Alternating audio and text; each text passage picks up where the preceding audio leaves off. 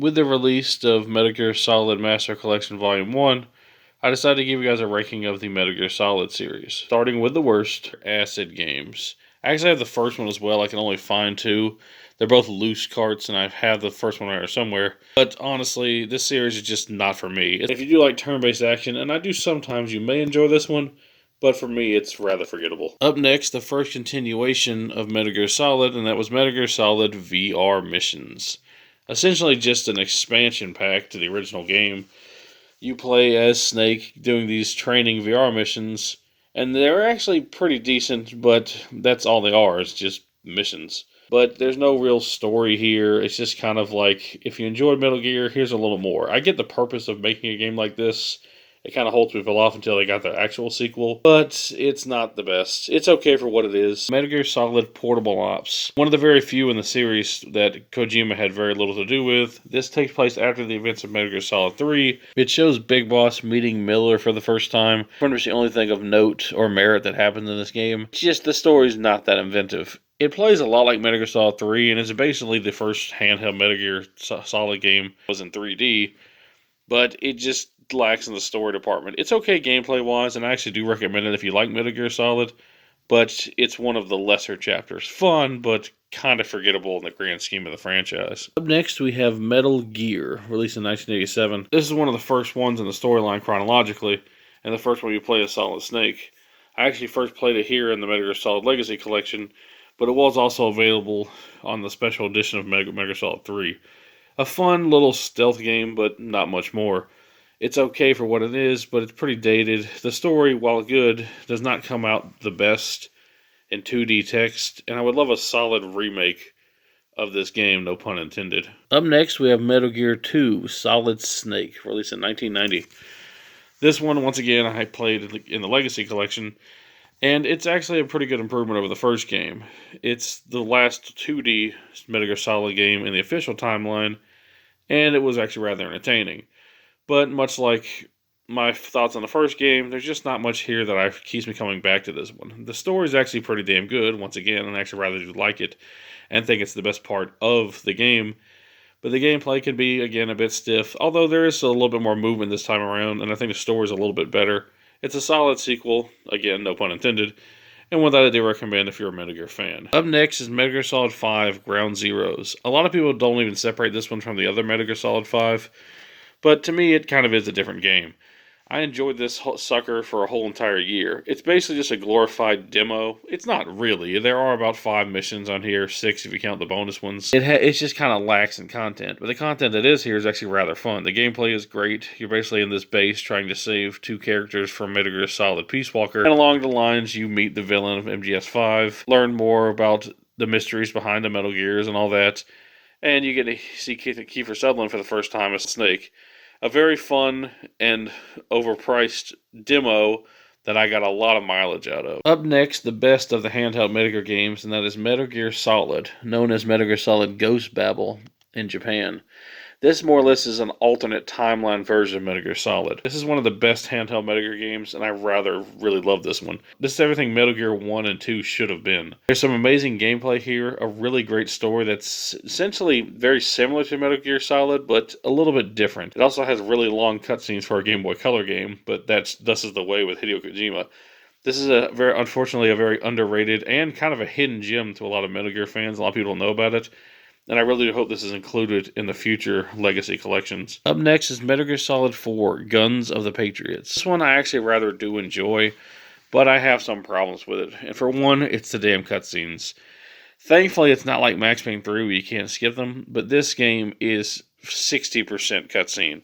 The 40% gameplay that is here is actually pretty damn good. I actually rather enjoy the story of Old Snake, who's dying due to basically his advanced aging, which was coded into him when he was cloned. The story is really good and follows the events of Metal Gear Solid 2, and is pretty much the finale of the franchise. There was some stuff that happened afterwards, but this is it for Solid Snake. I rather do love this one in terms of story, and the gameplay is pretty good, but it is a bit linear, especially compared to Part 3. Not that these games were relatively free roam or anything, well, at least not up until 5, but this one feels more restrictive than the first 3 games. And it's shorter than it. And once you take the cutscenes out of it, it's definitely the shortest of the original 4.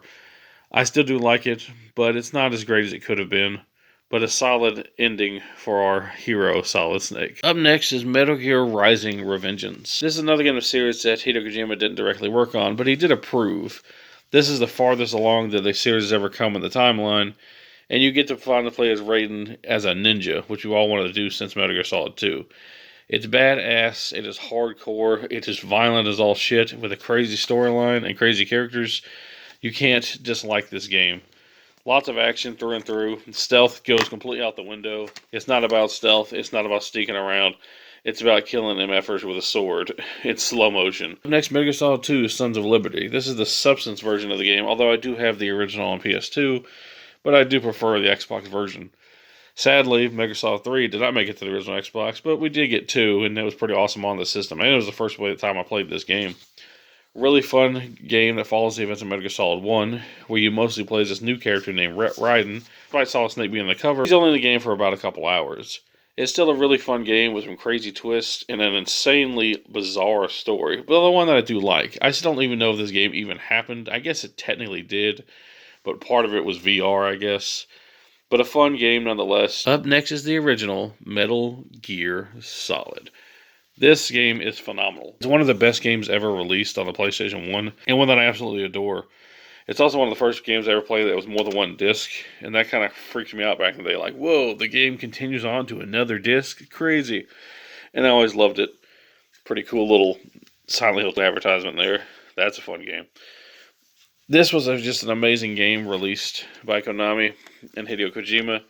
That you play a Solid Snake. We have to infiltrate this base known as Shadow Moses, attempt to stop some terrorists and save the world because they have their hands on a nuclear device known as the Metal Gear. A really fun, entertaining game. They really did change the stealth genre. If you're a fan of stealth or action, you have to play Metal Gear Solid. It's been re-released several times, and the original version is actually pretty cheap, so you have no excuse. Go out and buy this game. Up next, we have Metal Gear Solid: The Twin Snakes. This was the remake of Metal Gear Solid for the GameCube, and one that I actually rather love. This game goes for pretty high dollar these days, and the copy I have even has a bit of scratching on the front of the disc, as well as the damaged case, but it was still worth the $35 I spent on it, and I really do love this game. I hope this one also gets re-released in future collections.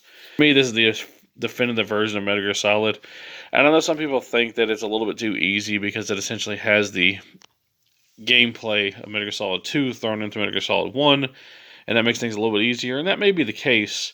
But Metal Gear Solid 1 with Metal Gear Solid 2's gameplay is pretty much everything I ever wanted out of the first game. I love the first game, but the controls can be a bit clunky, and I just love this updated version.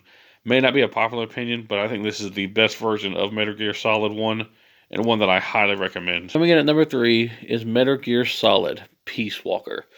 I absolutely love this game, although if you do play it, I recommend getting it on the PS3, because the gameplay is much better in that version.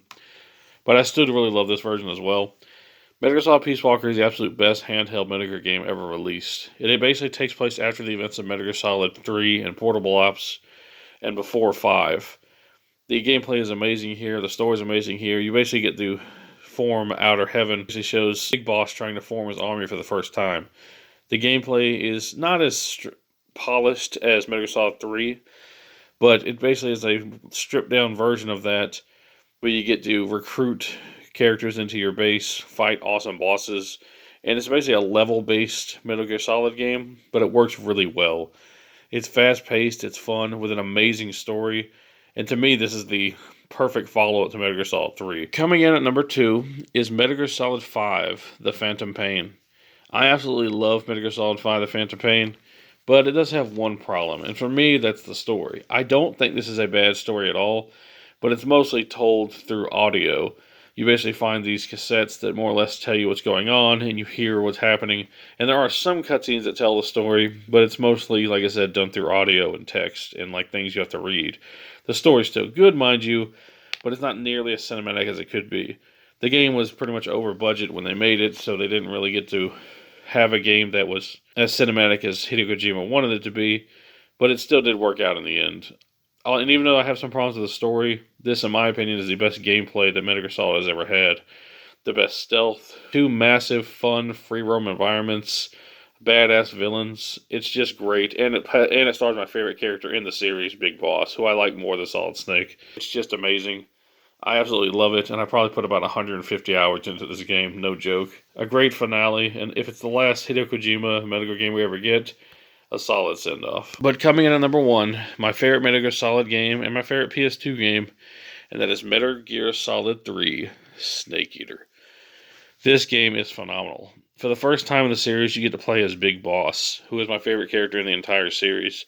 You basically have to be sent into the jungle to stop this terrorist organization and their nuclear threat that they have. Kind of similar to the story of the first game, but this time in the jungle. It takes place in the 1960s, shortly after the Kennedy assassination, and the gameplay is just really badass. I love the setting. I love they have to eat snakes and bugs and fruit and other things in the jungle to survive. I love you have to heal your own wounds. Everything about the game is just great. Metal Gear Solid 4, unfortunately, trying to make things too advanced with like a sneaking suit that changed colors. But here you have to choose your camo every time you go to a new foliage. It sounds tedious, but it's actually really fun. And there's nothing about this game that I don't like. I adore the game. I've played it in HD, and I'm probably going to get the new collection and play it again.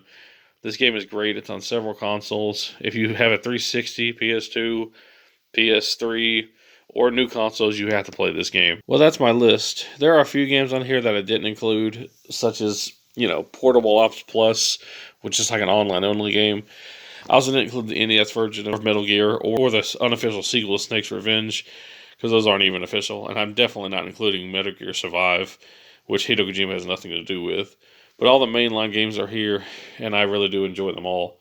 And if you're a fan of action, stealth, or just fun video games, check this series out. You'll have a good time. Sorry about the long length of this video, but I had a lot to say. I thank you all for watching, and peace out.